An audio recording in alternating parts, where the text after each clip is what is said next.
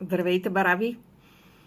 Изчакайте до края. Има много интересни неща да чуете. Носталгия в турбичка ви връща на село във втория си сезон, където заедно с всички вас събираме средства за памперси и разказваме истории от миналото.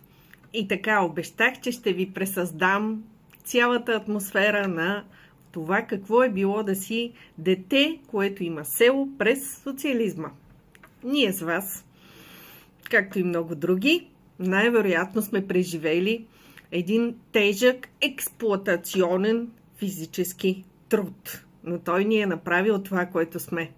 Днес ще ви разкажа точно за това, защото миналия път си поговорихме за атмосферата на село и за ароматите, за една много по-приятна част. Но днес ще си говорим за това какво ни караха да правим, когато сме на село. Общо взето бяхме абсолютни роби.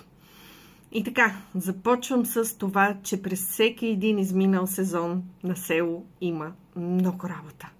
Ама адски много. Днешните деца дори не могат да си представят колко много работа има на село. Преминахме през какво ли не.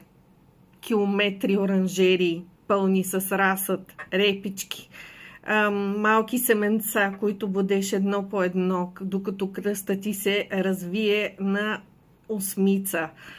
След това тези малки мънички коренчета, които трябваше да се поливат едно по едно, после да се изкубнат, нежно да се закичат и така нататък.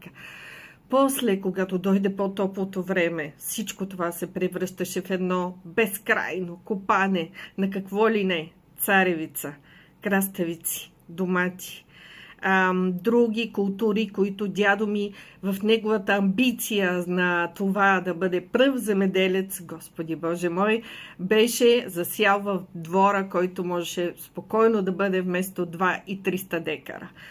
Бамия, сега трябва да ги степенувам, но не мога. Бамията беше нещо ужасно.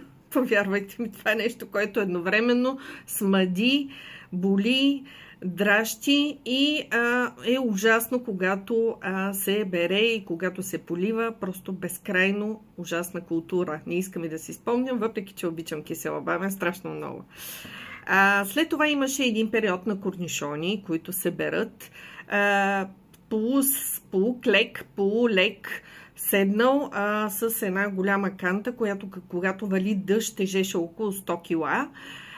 И независимо дали си в най-интересната игра или в някаква друга занимателна и приятна дейност, като четене на книга, ти трябва да си там сутрин и вечер. Германците, за които изнасяхме въпрос